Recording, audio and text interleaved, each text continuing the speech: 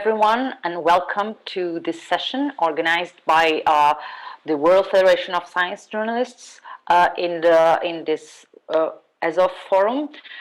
Where's the ethics when scientific information is misused?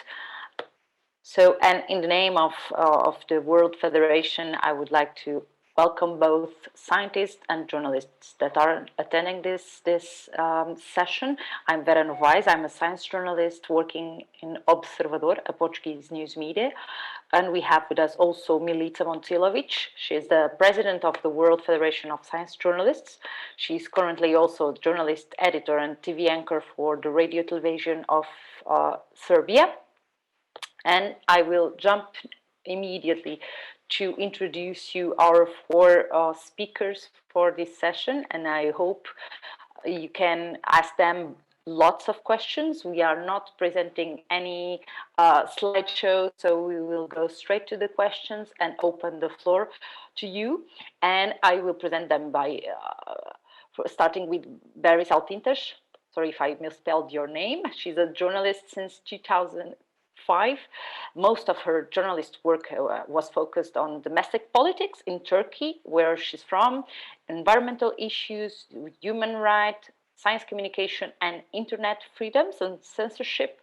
She's now the co-director, right, of the Media and Law Studies Association in Turkey, a non-profit. We have with us also Cristina Tartaglia. She is the International Fact-Checking Network's Associate Director.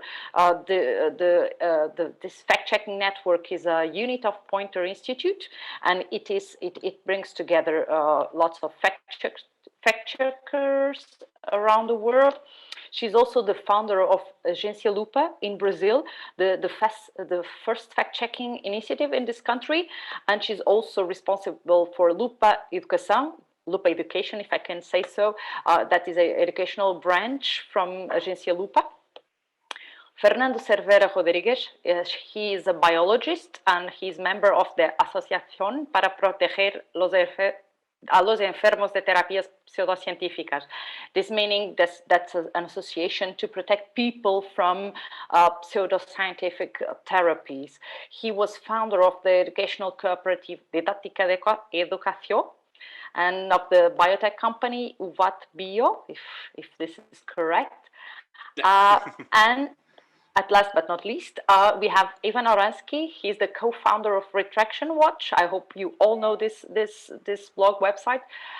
He's the vice president at Medscape, and he's also the president of the Association of Healthcare Journalists. He's a distinguished writer and resident for the Arthur L. Carter Journalism Institute. So we will bring this topic of ethics related to the COVID pandemic, but not only, because this is not new. This is not a new issue.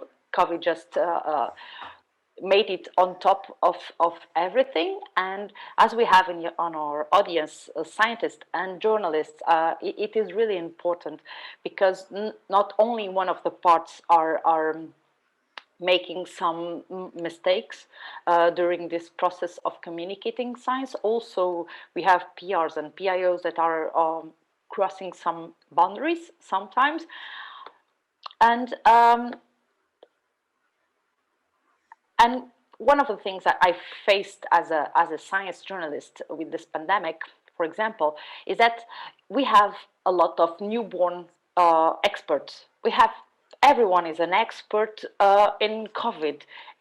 Either they are a mathematician, a statistician, or even if they know nothing about epidemiology, we have all experts everywhere. And we have also some people that are trying to get ahead of this influence of COVID, because everyone is publishing something about COVID. And I will give the floor to Ivan, because I want him to tell us a little about what happened with hydroxychloroquine and Surgisphere, the company. They have published in a top scientific journal, but known at least as I understood, almost none of the authors were experts in virology, epidemiology. They took the chance to have their name in a paper like this, and in the end, the paper had to be, I don't know if it was retracted already, but at least it had a notice. Can you tell us about what can happen, these things that can happen on top quality journals? Sure, no, thank you. Thanks very much, Vera, and thanks to everyone for listening and watching today. I think the story of hydroxychloroquine and even the Surgisphere part of this starts earlier than that. So I'm just going to briefly describe how this has become such a real political, as we say in the U.S., even though it's a different football, a political football, something that gets kicked around a lot, and people are competing and saying all sorts of things and not always evidence-based. This really began back in March when there was a study published in a journal, not a top journal, but a peer-reviewed journal, claiming that hydroxychloroquine would be effective in treating COVID-19. This immediately captured the attention of both French and US politicians. And so it was really very difficult after that to have any kind of, if you will, rational or even-keeled discussion of hydroxychloroquine, which the short answer is does not work for COVID-19. It and probably does actually create more harm than good. The papers you're talking about were published actually in leading journals. The Surgisphere papers were. One did not have to do specifically with hydroxychloroquine. That was in the New England Journal of Medicine, arguably the world's top journal, top medical journal, I should say. But the one in question in terms of hydroxychloroquine was published in The Lancet in late May. So this is a few months ago now, about 3 months ago now. And the issue was, as you point out, Vera, that these were a set of data from a company called Surgisphere that no one had ever heard of. It's unclear where the data come from because the hospitals that Surgisphere claimed to have collected the data from say they've never given them any data. The co-founder has a very, I would say, when it comes to science, a very questionable past. And then a number of researchers who were very eager to be associated with a kind of major finding like this. And in this case, it was that hydroxychloroquine would actually have side effects, really bad side effects, cardiac, heart side effects. They, including some researchers at Harvard Medical School, again, leading medical school, one of the world's top medical schools, they, without having really looked at the original data, ended up being co-authors and corresponding authors, in fact, of both papers. And what we can learn a lot of things from this, and I think we haven't even learned everything we can from it yet. But if you look at that story, it's a great example of how the incentives in science both publish or perish. In other words, having to publish in these major journals in order to advance your career, but also just in a pandemic, sort of ramped up and even worse than normal, seeing all of that happen. And then the swift, in fact, retraction of both of these papers, the Lancet hydroxychloroquine one, as well as the New England Journal of Medicine one. But even there, no one was really paying attention to the New England Journal of Medicine paper until the problems arose with the Lancet paper. So it's another situation where, and another lesson is, only with careful attention is the scientific record corrected. And that careful attention can be from other scientists, it can be from journalists, it can be from the general public that takes an active interest. And we're in the midst of all of this. And so my general feeling, my general impression of what we're going through at the moment is not so much any new phenomena, not so much any new sort of narrative, but an acceleration and an expansion and a worsening, an exacerbation of trends that we've already seen. And so that's obviously bad during a pandemic. It's bad all the time, but it's bad during a pandemic. And I think we have to pay attention to that. And frankly, try and look at the lessons this time for the next pandemic or the next, any health issue that comes up or scientific issue that comes up. Can I make a question to Ivan or? or Yes, how it thank works? you, Ivan. Yes, Fernando, go ahead. Because Ivan, I have the impression that I would like to know your opinion about during this pandemic. Never before one PDF was that important for journalists. I mean, there were a lot of preprints that were.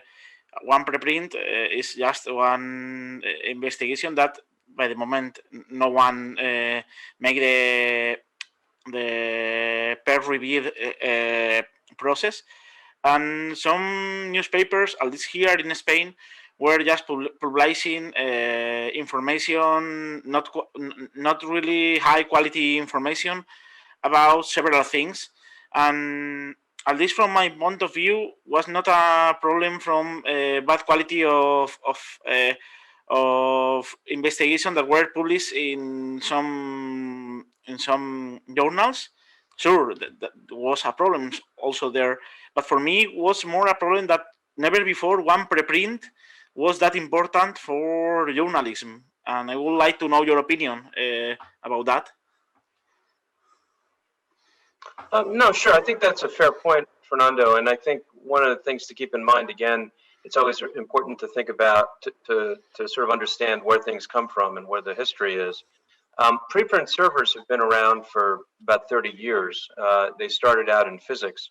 Archive was the first one, and that was around 1990 or 1991. The kinds of preprint servers that publish material related to the public health, and particularly in COVID, didn't come around until, well, bioRxiv is about 7 years old. medRxiv, which is even more relevant because it's clinical, came out, really was started only last year. So right in time, if you will, the pandemic. So it's not surprising that all of a sudden having preprint servers that are geared toward this content, journalists and the general public, and frankly, politicians and others are going to jump on them. And I do think it's important for everyone to understand whether something's been peer reviewed or not. But I also think that we really run a terrible risk if we pretend, and it really is pretend, that the peer reviewed scientific literature is somehow also always worth covering. I would argue that if we learn anything from this, it is that any single paper is not, maybe it's worth a short news story, maybe it's worth a mention in a larger news story. It is not worth changing our behavior about. It is not worth a full sort of, full court press, as we say. Because remember, yes, preprints are, in terms of this pandemic and in terms of what journalists are looking at, relatively new. But the papers I was just describing were in the world's leading medical journals. So if we are starting to talk about preprints, we should talk about preprints. But I am far more concerned about the journals that we seem to be saying are always publishing high quality peer reviewed research. And in fact, we're the ones that the WHO changed what they did twice, because of what happened with the Lancet paper. So yes, I am concerned about preprints, but I am equally concerned about these long-standing peer-reviewed journals. Thank you very much, Fernando, for the question. It was on my list also, and thank you for your answers, Ivan. And I would turn to Christina, because Ivan was saying that we see this is not a new situation, but we see it worsening. And I would ask you about the fact checking, and maybe we can focus on science and health. If you saw worsening during this COVID pandemic, and what have you seen that went worse with it? Hi Vera, hi everyone. It's a pleasure to be here. Thanks to the World Federation of Science Journalists. It's an awesome opportunity to meet science and be around a different audience. Journalists are always sticking together with journalists, since that's kind of weird. So first of all, let me tell you that it is the pandemic put fact checkers in a weird, tough, crazy, awesome marathon. And if I look ugly and I have this eyes like this, it's because we're not sleeping. The COVID started back in December, but by January 24, the IFCN, the International Fact-Checking Network, realized that we needed to work together because this was going to be really big. And we put together the Coronavirus Facts Alliance, which now gathers 99 fact-checking organizations in 74 countries. And since January, we have been debunking content in 43 different languages and sharing all those fact-checked articles among ourselves and with the planet through gigantic databases that are available in English, in Portuguese, in Spanish, in Hindi, through WhatsApp chat bots, and I mean, in so many ways.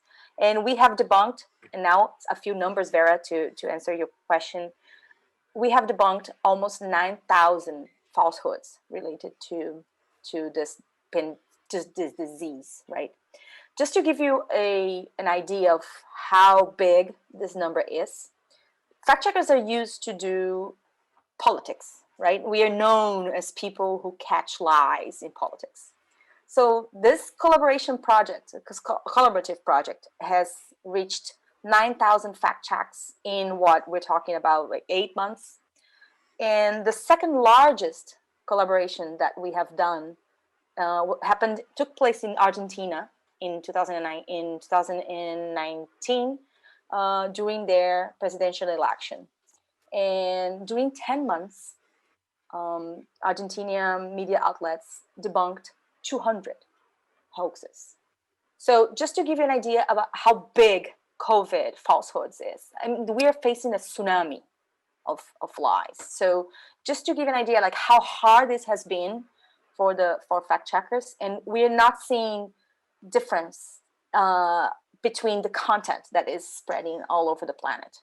So I'd like, if I have a few minutes there, I'd like to just share a bit of the 9 waves that went global in terms of falsehoods, and some of them are still out there. So of course, the virus started in Asia, as you all know, and it spread through Europe, then United States, then it went down to South America, and now it's a little bit in Africa. And while Australia is doing good, Oceania is doing good. But as the virus crossed the planet, what we've seen is that the same hoaxes travel the world.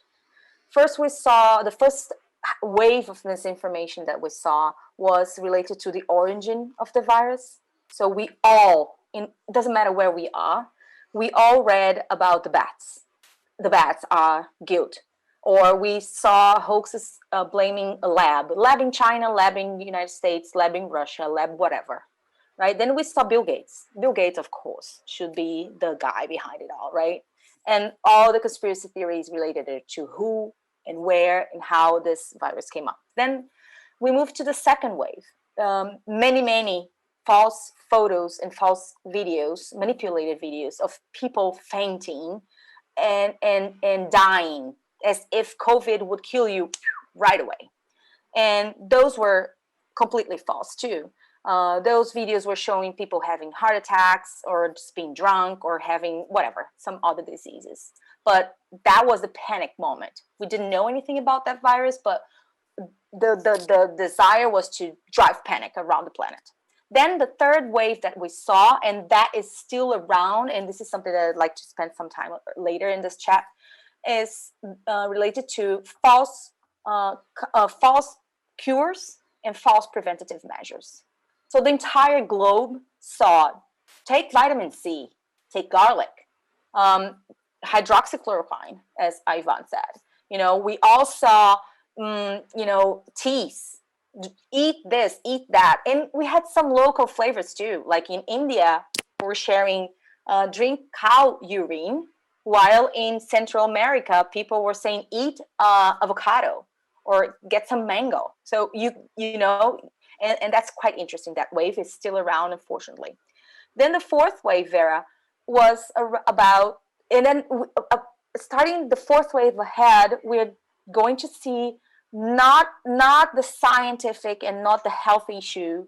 It's not up front. We're going to see how the virus and the disease goes to the second level, and then we're going to see other issues mixing with the COVID. The fourth wave is the anti-China content. We all saw that, like how China was trying to kill people, how China was burning bodies, how China was trying to kill pets, and how China didn't keep the virus inside its border and everything around China. Then the fifth wave was related to races and religion. Black people is more prepared to fight the virus, so they don't need vaccine. Or you should turn yourself into Muslims because Muslims are better protected. So those videos, those are all false for sure. We are all humans. We have the same problem with the virus, as far as the science tells. The sixth wave is very, very interesting to see, and that went global too, is when the planet went to lockdown. We saw Italy, we saw Spain, we saw the United States, India, amazing India with 1 billion people inside a home. And all the problems were related to e-commerce, right? We saw so many smart people trying to get your credit card with phishing. So many hoaxes. Donate, get this disease, buy ozone. That was big in Brazil. I'm Brazilian. All right. Then we move to the seventh wave, which is still around. Politicization.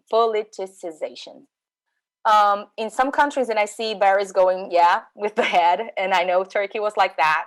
And I know the United States is like that. Brazil is like that. Spain was big like that. And Philippines, Mexico. So, and in that wave, we're not only talking about politicians disinforming about the virus, but also supporters, political supporters, using the virus to attack the other candidate or the other party, right? So it's quite interesting to see that. Then the reopening, falsehoods, and then you see people like stretching statistics. That's quite terrifying when we're talking to an audience full of scientists. You make data say whatever you want them to say, right? So you saw people like stretching it to say that opening is good, or to say opening is bad, reopening is bad. And now what we're seeing, and then I can't finish because I'm talking already too much, Vera, is what's next is the anti-vax movement. And that's terrifying me. We can already see a huge attack against the vaccine that does not exist. Well, maybe Putin has one, but we don't know a lot. We are already seeing attacks against the future vaccine, as if it would cause abortion, infertility. It would make you have 3 eyes or 4 legs, or it will make you carry a chip to trace you around the planet. And what worries me a lot as someone that was born in Latin America is the possibility of people, again, going back to the idea of getting money out of it and go to eBay or Amazon and sell a cheap vaccine, a fake vaccine. So I will let you go back, Vera, because I spoke too much and I really want to hear some questions. Yes, I will pick one of the things you were speaking about, one of the waves you were speaking about, the false cures and false preventive measures. And I will go straight to Fernando, because this is all about what your association is doing. And if you can tell me about, if also the question is, have you seen a rise or a worsening of false cures related to COVID? And also, what were the main false cures that you found that are being promoted nowadays?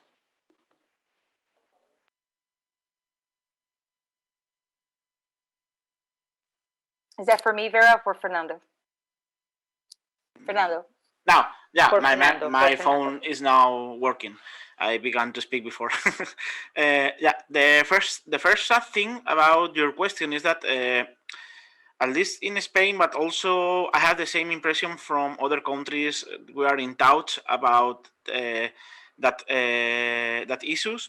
Is that there is not a real control from mostly from governments about how deep is the misinformation in health issues, and then There are some polls about use of pseudoscience in some countries, but if we are trying to know if now with the pandemics there are more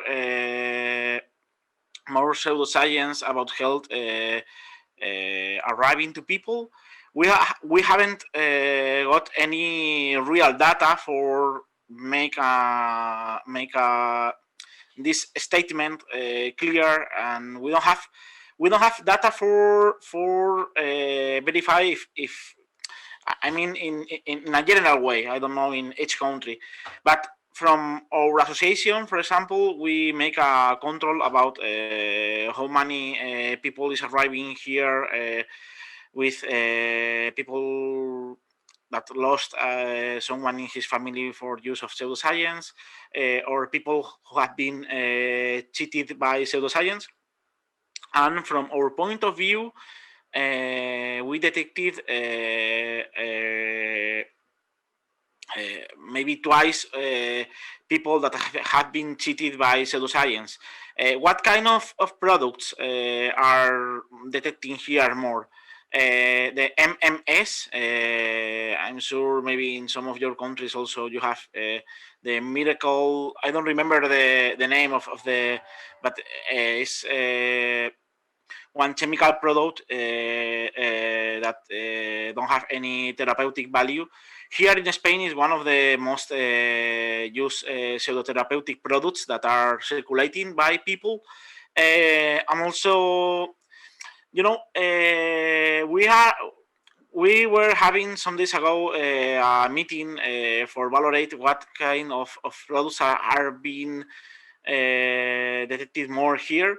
And I have the feeling that some pseudoscience and false therapies, like for example biomagnetism, also homeopathy, and also, for example, acupuncture, we're now trying to take profit from that situation, and we're adapting very fast to the new situation. Then we found that some of we didn't found really specific products for COVID, for coronavirus, in that case.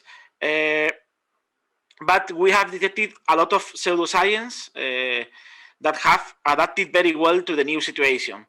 Then, for making a resume, we are not sure with real data about what is the increase of that pseudotherapies during the pandemic.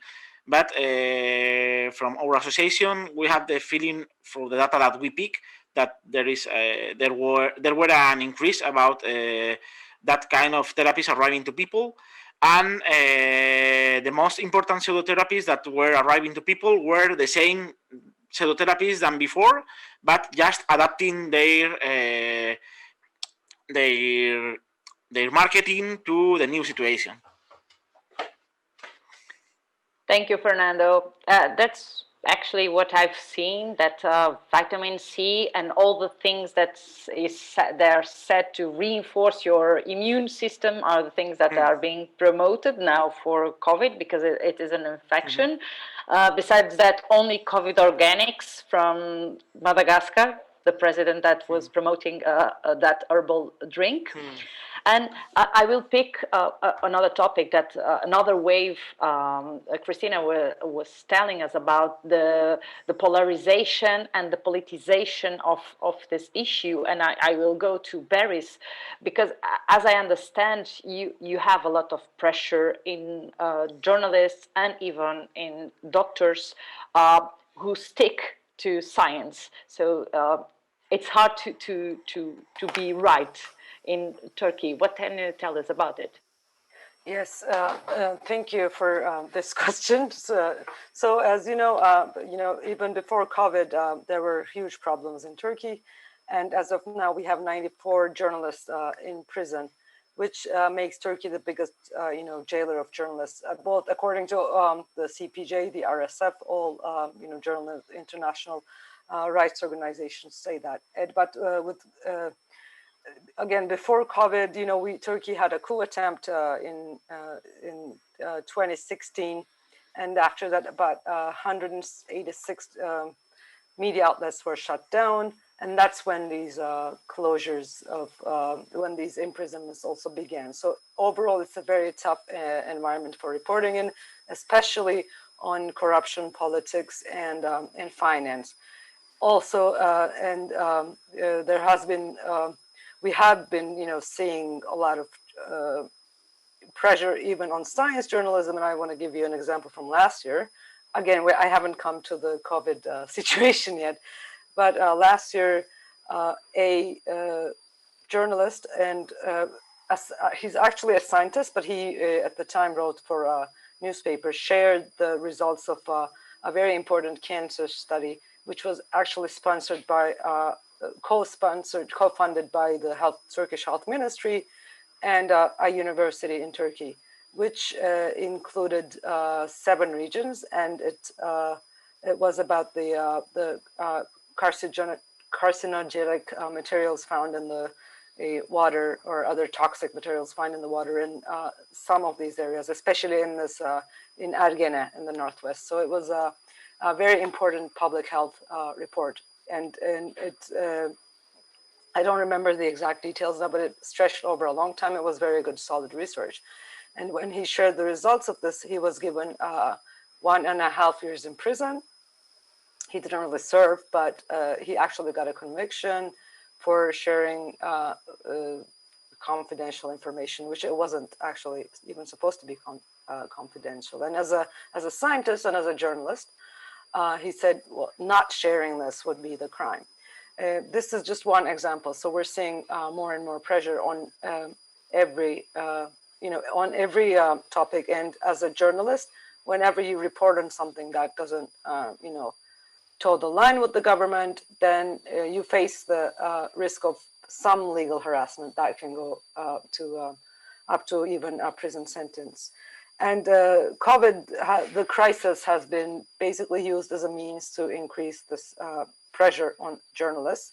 And I'm just going to, again, give you some examples. Early on in March, in Antalya and then in Kocaeli, and these are very important, 2 different local newspapers. Their staff were detained for reporting the local news on COVID in their cities. The Kocaeli one, again, it's a city in the northwest. I think the newspaper was called Kocaeli Ses. Their editor-in-chief and a senior editor were detained for news report on the number of cases in a local hospital, and they were questioned about their source in the hospital, who this was it a nurse, was it a doctor? Because also in Turkey officially admitted its first COVID case on the 11th of March. So the 3rd week of March was when they actually started announcing the numbers, which were obviously questioned by the press and by the citizens. The report from the local newspaper clearly contradicted the government's overall numbers.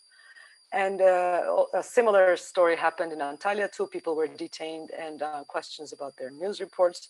And then we also had one detention, and they kept them in prison for a number of days, and one presidential insult case in the case of journalists questioning policy, the COVID policy. So you have the same, the case numbers, the course of the virus, reporting on that, and also questioning how effectively the government is managing this.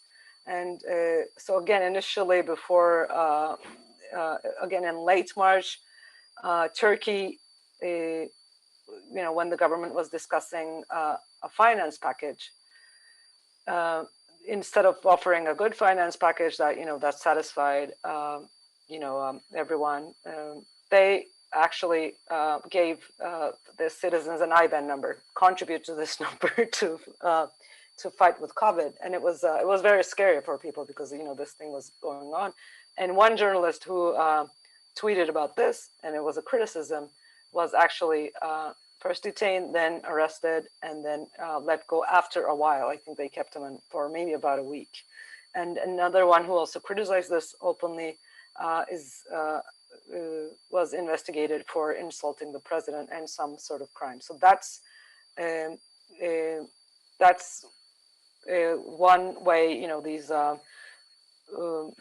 arrests, detentions, harassments, they remained in place. Also, outside COVID or science reporting, we had other journalists imprisoned in March. 6 were imprisoned for reporting on the death of a Libyan, a Turkish intelligence officer in Libya. So we had those going on, but we had this added, pressure on COVID. But in the case of the 2 local journalists, the 2 local newspapers, both editors-in-chief of both these, small newspapers said that they will no longer be writing about the virus situation in their city. So, the chilling effect or the intimidation really worked and remained in place. So COVID has really been used to increase pressure. And in connection with this, in April, Turkey adopted a package to empty the prisons a little bit. And but the law did not include journalists who are in prison, which the number is currently 94. I think it was around that, maybe 96, 98. There have been some releases at the time, and they kept them in prison, and leaving them out of this bill, which I think says a lot about the message that Turkey is trying to give to all journalists. And at the time, if you remember, when we knew so little about the virus, we still do not know much about it. But at the time, think late April, and the course of the cases, nobody really had any idea. And as mid-April, emptying prisons. So that's what the World Health Organization was saying. That's what everybody else was saying. Prisons are going to be should be emptied. And then at the time, morally and psychologically, it was horrible because nobody had a good view of what kind of consequences the pandemic would bring at the time. We still don't, but not to that extent. I mean, think back in April, we had more question marks than now. And so it was, again, a clear message. And then the health ministry was very not very transparent with journalists. And I just want to give another example. And this is also a little bit a criticism of Turkish journalists as well. So just like in other countries, right? We had a lot of pseudoscience, we had a lot of false reporting, which we had a lot of what you named newborn experts on TV, on mainstream channels, or on alternative media, and back to the discussion about hydroxychloroquine. Turkey still uses this as a treatment.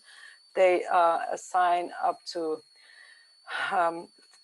it's recommended for using for up to 5 days, and or 400 milligram tablets, or it can go up to 10 days depending on the situation, in terms of sometimes 400 a day times 200 milligrams for 2, but it is still in place.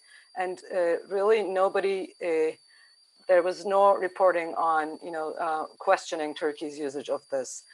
There were some reports about the World Health Organization's findings, their statements, and the overall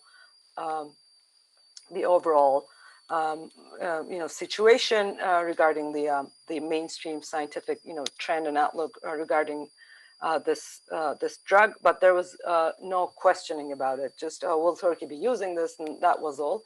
And secondly, more importantly, now that Turkey is still Turkey.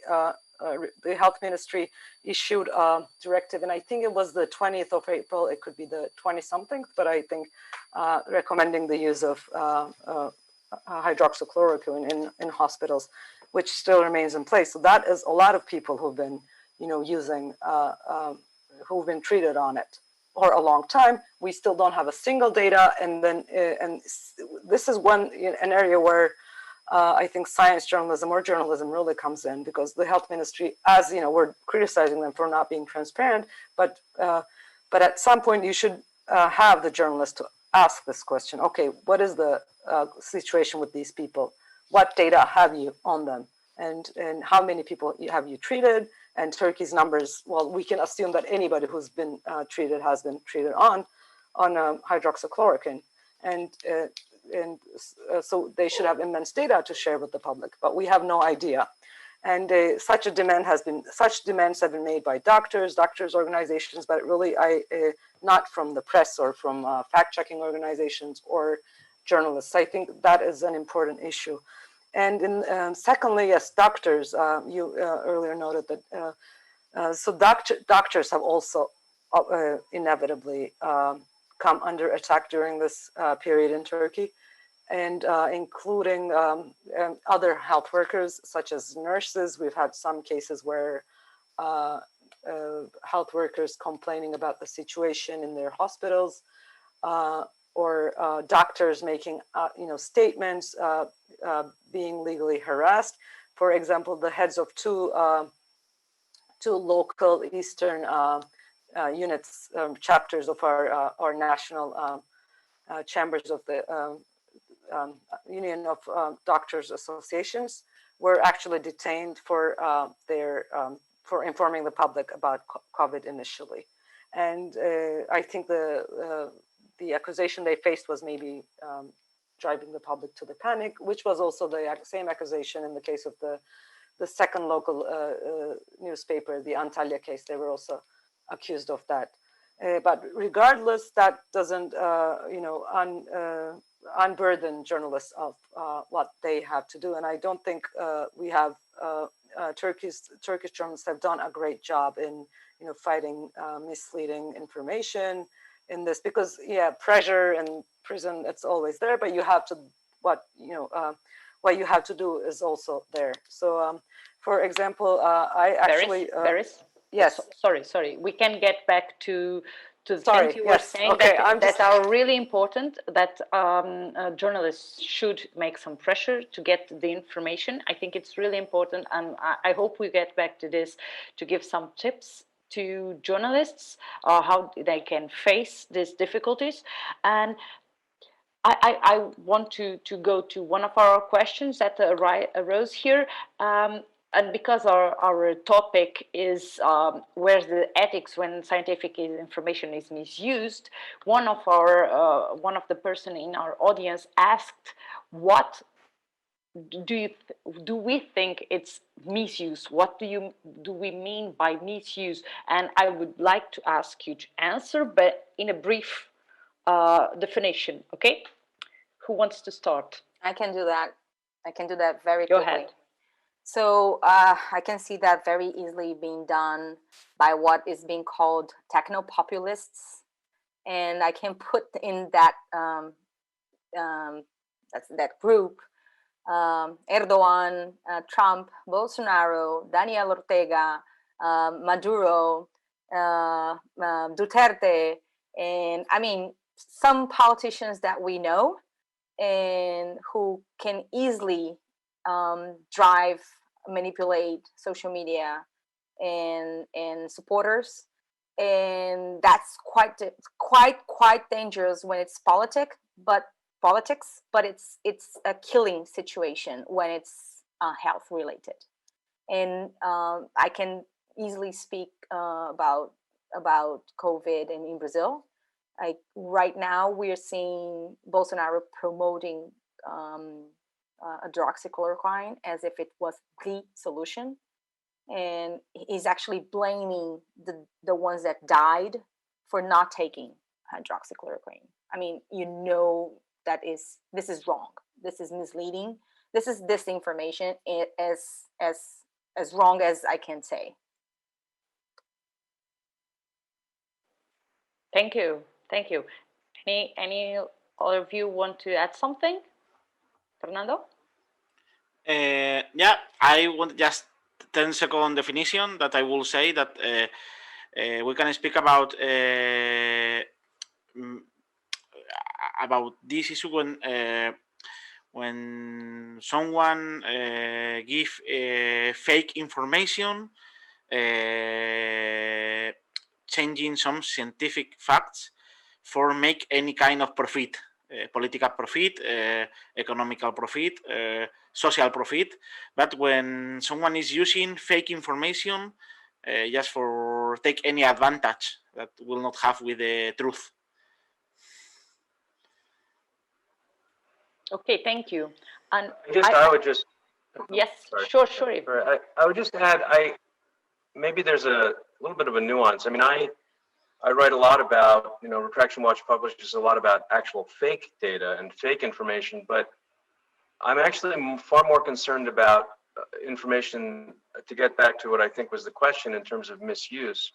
We had a situation just last week here in the States where the commissioner of the FDA, right, someone who should be and is supposed to be thought to be very evidence-based, essentially referred to a very, if you will, cherry-picked, a very select patient group. Using another problem was that he used relative risk. In other words, this was the convalescent plasma announcement that happened not quite 2 weeks ago now. And so there was this 35% figure thrown around as if it was saving 35% of lives. It's nowhere near that. It's a tiny fraction of that. However, you could point to that. You could point to the 35%. You can see exactly what he took it from. It's from a real paper, a real study. It's from real data. So I'm much more concerned because of the way things are spun and because of where disinformation comes from, with information and data and findings that are quote unquote true, but are inaccurate. Then, whereas the fake data, I suppose I'm also very concerned about, but I would think about misuse of existing real data. And I think that's where, if we're thinking about this as part of ESOF, that's where scientists need to figure out and help us and help each other figure out how to reflect what's actually happening, as opposed to a single study or a single data point, which can easily be misused. So that's what I'm concerned about. Yeah, you just jumped in my head, because I was about to ask you exactly that, what is happening in the United States, that you have scientists misusing scientific information, and also the show that is put on the president press conferences. And I just read something, I'm not clear about it, maybe you or Christina can explain me better, that there's a new counselor or expert in Trump's closer group, that it's not even an expert in nothing related to epidemiology or virology. And so how are scientists and leaders manipulating, misusing this scientific information, because it is related to science, but then they wrap it up the way they want to? And you already pointed at some of these problems. Maybe we can elaborate more on this. And also, I would ask the same for Barry's, if she's seeing this misuse by the government, but also by scientists closer to the government. Please, Ivan. A quick comment, Vera. Very quick. You know how depressed I was when I saw those videos with those doctors claiming how the cure of COVID was out there? I really wanted to see, I was hoping that another group of doctors would come out the other day and say the opposite. And I was kind of sad that did not happen. I mean, I did not see other group of doctors saying, hey, those guys that were out here yesterday, they were wrong. I did not see that, or that wasn't picked up by media, maybe, or that wasn't big. Why did those guys got so much attention? Just because they are weird? Just because they are putting out lies? Whose mistake is that? Is that the doctors? Is that the media? I really want to ask that. I keep asking myself that question. Did the doctors who have a good point about about COVID, didn't they organize themselves to answer those that went out there and that convinced Madonna? I don't understand that. I can add you something, because here, for example, I had the same feeling that you. We not speaking about just about the pandemic. Before that, we are here fighting against pseudoscience, at least from my association, Science, 5 years ago. And most of the people in my association are people who have been before, people who have lost familiars caused to pseudoscience. But if I think on that, we don't have a lot of physicians on our association. And also here in Spain and also around the world, we have the same problem, that there are a lot of physicians and also some scientists that are supporting pseudoscience. At least here in Spain, we have some kind of local organization of physicians that are organizing the medical practice in each part of the country, and there they are promoting a small group of them, but pseudoscience. And from my point of view, not just in Spain, but from some medical organizations, there are pseudoscience being supported just for not make a big scandal inside their own association. For example, the OMS, the World Health Association, were supporting and is supporting by the moment in some ways the Chinese traditional medicine that is just a pseudoscience. And there are some political reasons for that. And that's the point here. Now, during the pandemics, there were some physicians and some organizations supporting that pseudoscience, thinking that there were not that big, a big danger for the people. But now, during the pandemics, at least from my point of view, we have having that big problem with pseudoscientists, physicians, and also pseudoscientists, also people with scientific education, because during the previous years we were not having an important fight against that behaviors, and that's at least my personal opinion on that. And Fernando, if I may add to this, I think journalists did a bad thing that day. The doctors were out there. Seriously, we gave so much oxygen. We gave so much oxygen to that stupidity. We were so amazed by how crazy those people were that we made that big hoaxes universal. We really need to learn. And I'm really, this is a major criticism to all press, and they might hate me forever. But, we need to learn from fact checkers. How do you deal with a massive hoax? You do not give it oxygen.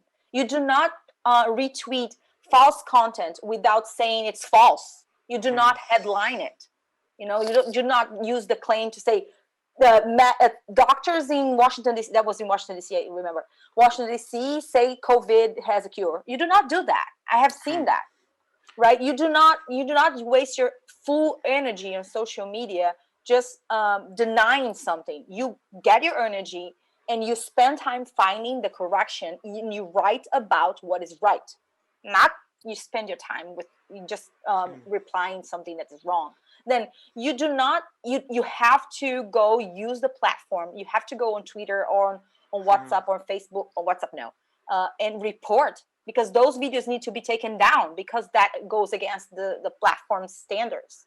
The platforms, they took like 2 hours to take it down, because we were so worried about, writing about it or retweeting about it, and, clickbaits. We got so much money, we the press. We got so much money writing about those crazy doctors. We played up. It was a really ugly day for the press, right? I'm sorry, I just spoke again too much. Very sorry. Well, if I may, Chris, and I'm, I criticize my colleagues' work all the time. I try not to criticize them, but their work. And the reason I say that is I think you actually just put your finger on something that's really important and that I hope that scientists understand because they're in the same boat. They have the same exact problem. So when we talk about, well, the press should do this or the press should do that, I mean, I'm not disagreeing with you, but there's a sort of famous quote about, getting, it's very difficult, I forget who said it, but it's very difficult to make someone understand something that interferes with their livelihood. Okay. So if you forget what the incentives are, if you forget what the business models are, if you forget what platforms like Facebook and Google and all the rest have actually done, then it's not all their fault, but that's part of it. Where the state of media is today, financially, economically, I think it's we're going to have ships passing. We're not going to actually sort of engage in an effective way, and we're not going to make the changes that I know we all want to make, including the people who are doing that. So that's one part of it, and I think we have to be realistic about it. And the reason I mentioned scientists understanding that and hopefully sympathizing with that is that they are in this, again, different metrics, different numbers, but what do they have to do? They have to publish or perish, as I mentioned earlier. They have to publish in these big journals, and in order to do that, they can't keep writing studies that are boring. They can't write studies that don't have major findings, that just agree with everything else. That those studies don't get published anywhere that they want in terms of their tenure and their promotion and their grants. So it's the same kinds of incentives. But the other thing I'll say is that I don't think two things really, and they're related.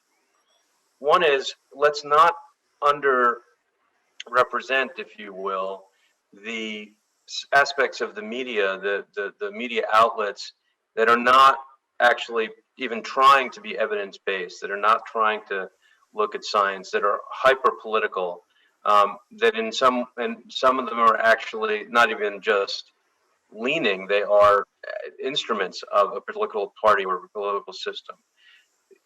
I don't know that none of us are sort of representatives of that group, and they're a hard group to sort of bring into the conversation, but we have to be, sort of realistic about that, and sort of think about what role can any of us play. I mean, Chris, you're absolutely right. Why didn't somebody come out and say, well, because everyone's tired of having to do that. And because also, I think the last thing I'll say is because, and I think, as you know well, Chris, there's a good amount of literature, scientific literature, about how to actually effectively fight pseudoscience or false claims or conspiracy theories, all of which are related, that says going at it directly often is not the best approach, because all you do is you reinforce the idea that there's an us and a them and the elites, and I think that all of us would be considered sort of elites, right, in terms of the media and in terms of just, we have a platform, for example. Well, they're just trying to prove it wrong because, I don't know, because President Trump said it, or because they're trying to keep us down, or because the pharmaceutical industry is behind it.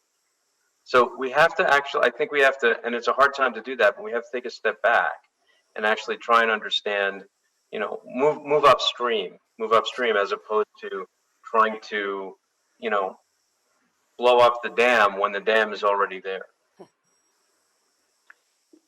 That was a fine answer, because and it really suits what one of the person in the audience just asked. The question was for Chris, but I think it would suit all of you in a sense, because the question is, how do we make sure that we reach the people that believe in the wrong information we are debunking? And if we have any evidence that we change people's mind with the fact checking. So this is a big question. Christina, would you like? I'll be very, very short here, Vera. First, thanks for the question. Second, fact checkers do not work to change anyone's mind. Fact checkers work to present data, correct data. And there is this great slogan from the Spanish fact-checking organization called Neutral that says, here, the facts, the conclusions are yours. Mm-hmm. So you can see the facts and keep the way you think, or you can see the facts and change it. It's up to you. So the fact checkers don't try to change opinions. They just present facts. Baris, would you like to add something to this? Yes, I think it's a very good question and a very difficult one, and because this is something I was also thinking about. So last week we had this a fact-checking organization in Turkey did this survey with 1,500 people, and about these pseudoscientific beliefs and conspiracy theories in COVID. And unfortunately, so they had 1,025 participants, and it's about 30% of the respondents actually believe in either a conspiracy theory or one of the wrong the wrong treatment cases. And which I'm just going to share this with you. 47% actually said that this has long been debunked, right? That the virus was actually developed in a lab. And what sadder is that 64% of 12% of these participants had a second a postgraduate degree, and 64% were university graduates. So it's very sad to see that people, even who are educated, still get things wrong. And it's this, how do we reach them and how do we change their minds? I think, for everything else, the thing is about, overall, the belief would be like, it's still like one person out of three in Turkey still believes these crazy things, like, if you gargle your mouth, then, COVID is not going to go to your lungs, whatever. So they had different things. But I mean, I'm not in a fact-checking organization, but I think it should be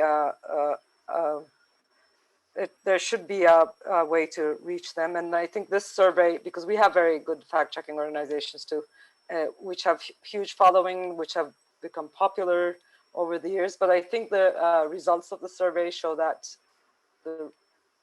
this mind-changing thing isn't working as well as we would like them to be. Maybe like what Chris said, maybe we should leave it to the people, and there's nothing you can do about it. But I think this is an area where we have to think about. And for fact checkers, I like this survey because they're looking up on their impact, right? And I think this is one area where we should definitely focus, and at least for the next pandemic, And hey, Baris, I don't have an answer, but one quick thing I can add to that, and I love the data. It's important to and I keep repeating that there are some hoaxes that are gone, and people. I wonder if we always think fact checking is like the silver bullet. We are going to finish this information. We will not. Just like investigative journalists will not kill corruption. It's interesting how people feel fact checking as if we would end this information. We will not. And also, I want you to think about the hoaxes that you've seen that are gone. We're not seeing those videos of fainting people. We're not seeing the bat soup. We're not seeing China burning people. That's gone, and I can really tell that it's not mainly, but because 99 organizations have done that. Of course, there's a lot to be done. Of course, it's always going to be more. But then I think we have to keep that in mind. I mean, every day there are thousands and thousands and thousands of hoaxes, and it's really hard.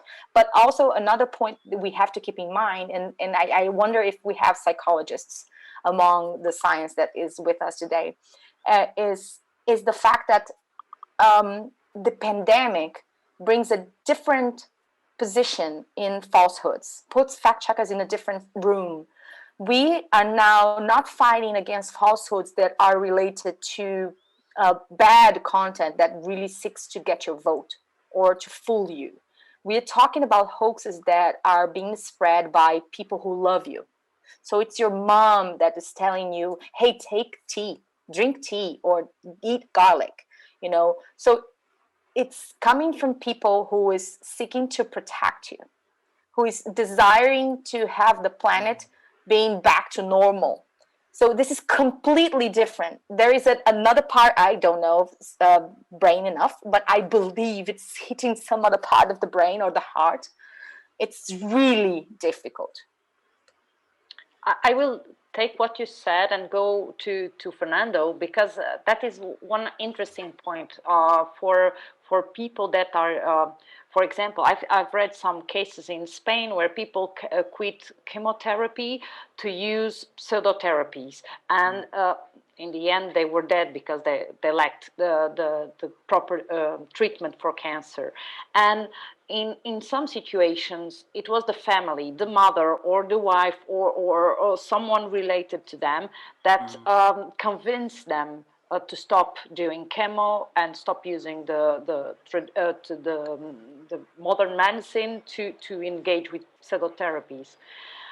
This is one of the things. And I would like to ask you, Fernando, the people that are contacting you are people that suffered from using these pseudotherapies, or people that want to get information before they engage with the pseudotherapies? There is a really complex question, because the people who is spreading or asking for information about pseudoscience are really different. I always used to, some years ago, we did in Spain one social experiment. We were inventing in one pseudoscience, and we were spreading it during 2 or 3 years for what places we were able to arrive. We were not selling pseudoscience to anybody, sure, but we were trying to put our pseudoscience in some newspapers, and we were making some speakings. And during that 3 years that I was going to some places, taking the place of a pseudotherapist, we were finding one interesting thing. From my point of view of a person who have been there inside the problem, there are a 2 levels problem. First level is people like you told, people that is just recommending some familiar their child's not to take vaccination because they think that they are going to produce autism. People who is recommending some pseudotherapy because they think that chemotherapy is killing people, because there are Bill Gates or aliens or whatever that are trying to that conspiracy theories. But there is people that is really thinking that, and they are just searching for the good for the people that they love. But the problem is that they are killing the people that they love because they have some problem from the base. That's the first step of the problem. But you have, above that, you have people who is recommending that for economical reasons or for other kind of reasons, but they are knowing that it is not true. There are 2 levels, and also there are other levels of people who is really thinking that things are working. They are making education, so the pseudoscientific education, because in a lot of countries there is not a really control about what kind of things are being called masters on universities or that kind of things, and you can be a master of Reiki, really believing that Reiki is working, and just killing people but you think really that Reiki is working even when you are taking an economical profit on that. And about the people who is going to an association like us, you can find people who before, I used to think there is one idea that people can't change their mind, and that can apply to a really small kind of people. But from my point of view, the people, mostly of the people that is coming to us to search for information is people that don't have a previous opinion. It's people that are just having a bad situation, health situation. The doctor say them that they have cancer, they have another another really hard illness, and they are researching information, and then they arrive to the information, and that's the importance of have one web or one place that, like fact checking, like Chris said before, to verify the information. Because from my point of view, mostly of people that are searching information in one association like us are just searching for information, but they are not having previous ideas. The people that are having previous ideas, is really difficult to speak in a general way, because each person have a really different approach to pseudoscience. But from my point of view, mostly of people is just people just searching for information, but not with a good idea about pseudoscience in their minds before search this information. Okay, thank you very much. I'm part of a Science Communication Association in Portugal, and we usually say that we are preaching for the converted ones, because we are always saying things that people already know, and the ones that have different ideas, they run away from us. We have here another two questions that I will put together, and they are from journalists. I guess they are from journalists that want some advice. So I hope you can give them some advice on these topics. And one, we discussed here about the sensational headlines and reporting with personal bias on certain issues. So this journalist asks how reporters can stop these practices, like Christina was saying about promoting those doctors that were saying falsehoods. And how can we help reporters globally that to understand the damage that they can be doing?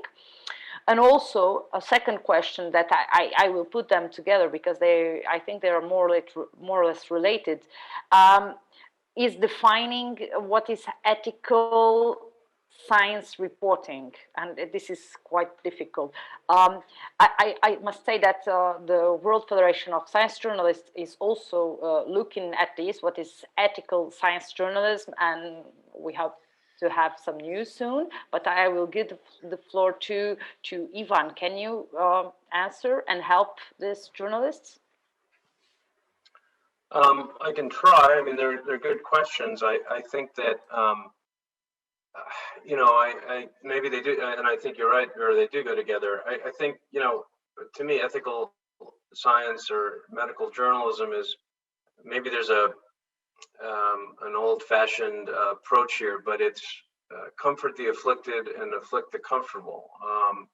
And the way that plays out here is to question what you're being told. I happen to think that effective, and Chris, you'll forgive me because I'm going to use the word fact check in a different sense, but an effective sort of fact check, an effective debunking, an effective challenge, evidence-based challenge to a claim, a false claim, or a sort of profit-driven or politically motivated claim can actually do quite as well. I've seen this time and time again in my own work, in terms of, it's not so much for Traction Watch, but at Medscape and other places that I've worked, where when we are able to effectively describe what is really going on and what's wrong with a particular claim, or why it is not based in evidence or in reality, those stories actually do quite well. So, and I think that they're harder to do, but I think that I like being able to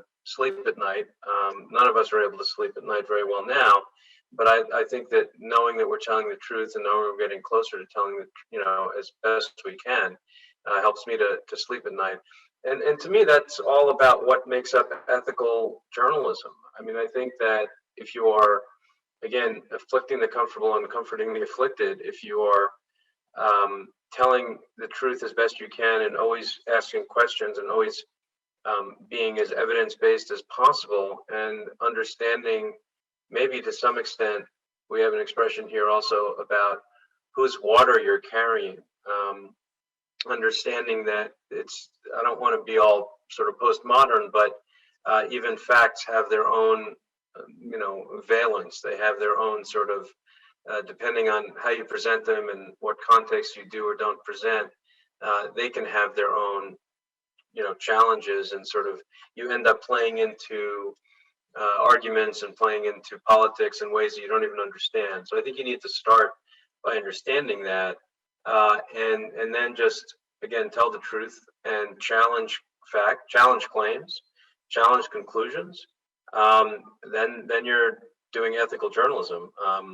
There's obviously that's a very very broad answer, but I think obviously, and I know that the Federation is looking into a much more detailed analysis of this, and that's really welcome. So I think that but that's what I would say in terms of the high level answer. Vera, I can jump in and give some details here. I think during the pandemic, each headline or subhead should have "as of today." Everything that we know about COVID is 8 months old. We know nothing. COVID is a baby in terms of database knowledge. I mean, we know nothing, and we have to be humble as journalists. And for fact checking, we really, I mean, just the number of the death tolls. The other day, China reviewed its numbers in 50%. Like fact checkers went crazy. Like, oh my God, you just imagine that. Like the databases are we're struggling with them. So we have to be wise. As of should be in your text. As of today, as of this month, as so far as you can tell.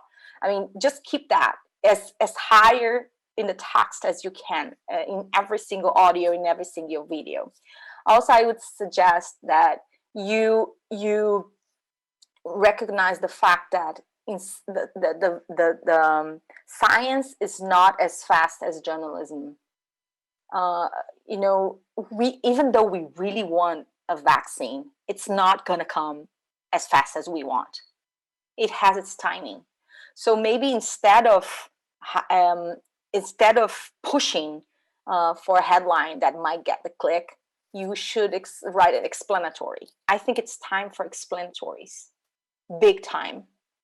How do you get a vaccine to function? How do you get it to the market? It's time to explain people that science has a different time. We need to calm down. But no, what we have is 24 hours news channel talking about a vaccine that does not exist. Just move it backwards. Hey, this is how a vaccine is created. So please, the media needs to adjust the velocity. I mean, it's really different timing. Beris, do you want to give us some hint?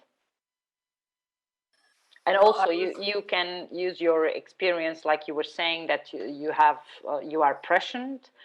Journalists in Turkey are prescient. How can they overcome this? Yes, no, I was actually gonna about this ethics and reporting. I was just gonna say what Ivan perfectly said, that the best science journalists I've ever seen, even if they were from journalism backgrounds, but from our topics, have already been very good journalists. And the general principles, I know it looks like an easy answer, but I think the principle of ethics reporting, ethical reporting is the same. But to the question, how can we prevent false news or pseudoscience getting into the news in the first place? I don't think we can. I don't think there's much we can do in that area because, again, like Ivan said, there's the finance model issue, and so some of these non-experts or these newborn experts that get a lot of airtime on TVs, especially in Turkey. I mean, I can think about a couple of people. Actually, one is a doctor. I mean, she has a degree, and she's been basically isolated by the medical community, but she's on TV all the time. Which she's come to. Her name is Canan Karatay. So she's come to this.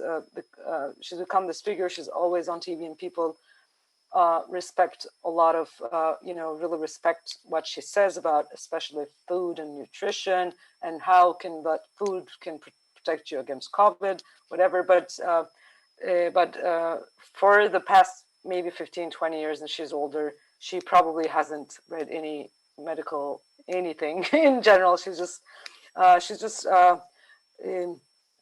spreading horrible disinformation. And unfortunately, because it has, especially in times like this, it has a lot of very serious consequences. But talking about finance models and clickbaiting, and nobody can really blame the TV channel or like Ivan was saying. Of course, that's not very ethical, but I think there's no way to fight this kind of attention getting, especially on online news media, where where all the finance models is based on the number of clicks you get. And so I think the best thing would be to just do your own part, right? Be serious. Maybe that could be added to, it might be strange, but to the definition of ethical journalism is just be serious about it, and put the effort into it, and bring it out as it is, and do your own part. But preventing false stories from spreading, I don't think that is possible for any journalist at all, or any media outlet. Fernando, I know that you are not on the media business, but maybe you can give some tips for scientists that are also misusing science and are, like Beres was saying, that they are going to TV or talking to news media without being really experts, or without reading the newest science on the topic. Well, I have to say that I write for a newspaper in Spain, from to Valencia Plaza. Then I used to go to some TV and radio programs for speak about science. Then I'm not living on giving information, but part of my professional activity, I'm doing that. Then about, it's a complex problem because before Chris was telling something that it seemed interesting for me. She was speaking about how is happening in some TV programs that you are putting one crazy physician that is telling that you can help coronavirus by aliens, are real examples, okay? And then in the next chair you have one physician that is telling, no, that's a crazy idea. But then in that program you are having that equidistance problem. I don't know in English the name of that issue, but when you put one scientist who is telling bullshit here, and you are putting one other here that is telling the false thing that, equivalence. okay, False equivalence. Yeah, false equivalence. Then what I will say to it's difficult because for example, here in Spain, I given to some colleagues the same advice in the different way. I mean, if you are going to a TV program that are and you are going to speak against one anti-vaccine and one physician, then depending on the program, I will recommend to one scientist who is going to one TV program to not go, or to make a really big effort to make that television to change the approach to the problem. For example, in our association, we did that in some moments, and we, I will say, half of the times, we achieved that one TV program not called the anti-vaccination part of the story, but sure. But the problem is that if you are not going to that kind of programs, then you are having another problem, that the people in their houses are just listening the anti-vaccination or the terraplanism or whatever you want now version of the problem. Then I will say that is a really complex problem, and I will not say any magical formula about what to do. But the most important thing I will say someone is that make sure that if you are going to a TV program and you are going to speak about something, first of all, that you be sure that you can really speak about that you are really have some knowledge, because scientists communicators sometimes want to go everywhere and speak about everything, but that's really difficult for mostly of humans. And the second part will be that if you are going to one TV program, make sure that that you are not going to participate in a circus, because that used to happen sometimes, and that false equivalence. How did you say before, Chris? False equivalence problem, no? Yeah. Make sure that you are not going to participate in that kind of circus, because you can produce that people in their houses believe that it's a real debate, scientific debate, but I will not. I will not be able to say any magical formula for anybody. It's a really complex stuff. Thank you, thank you. I will give you a few seconds to think. My final question to you, and it will be how this pandemic and the misuse of scientific information changed the way you work, and you will give me a 30-second answer, and I will just wrap up what you just told me, the tips for science journalists and also for our experts. And I will start by saying that journalists should be aware of if they are stepping into muddy waters, and to see if they are engaging in some political stuff without noticing, and always questioning everything that they are told, because we as journalists, we want to tell the truth, so we have to dig for it and be as evidence-based as possible. And also, one of the things that I liked that were said here is we have to be humble. We have to be humble to say that we don't know everything, and that what we know is so far. We know this, and from now on we don't know what will happen. And that also links to being serious, and as long as we are as serious as possible, at least in our articles or our TV news piece, we are somehow fighting the clickbait, because the clickbait is somehow important, like Barry was saying, for news media to survive. And for experts, just remember to be really, really well prepared. If you have to, if you are in a debate with a pseudo-scientists, because they are really well prepared and they can argument very well. So be well prepared to defend your science. So I will go to you, and how does this misuse of information change the way you work? And I can start with you, Chris. Well, thank you, Vera, for the opportunity. Very quickly, fact checkers are supposed to tell whether something is true or false. And the pandemic helped us understand that sometimes we can rate a claim or video or photo as unproven and feel comfortable with it. We don't have the proofs to tell if something is true or false yet. So we welcomed the unproven rating. It was kind of tough, but we did. Thank you for being here. Thank you. Ivan? Yeah, to be honest, I don't know that it changed how I work. I mean, I've always tried to question everything, and I guess, like I said earlier, I think it's just an acceleration of what's been happening. Yeah, I will say that it has made our lives as journalists, but really everyone's lives, right, in the midst of the pandemic, just much, much more challenging, fast-paced, and all of that. And so we've had to, ramp up in terms of staff and resources and all of that at Medscape. But fundamentally, the job of journalism, I don't think, has changed. Thank you. Baris, 30 seconds to say how your life changed. Well, exactly. I mean, I've seen a change in the physical conditions, but I think the essence and the core of what we do and how we do it hasn't really changed. Thank you. Fernando? I also will say that from my point of view, nothing will change with the pandemic. the last 2 years I had 5 trials because I had been some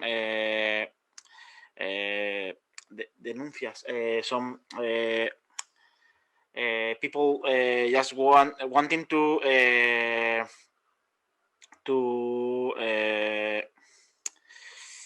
how to say it.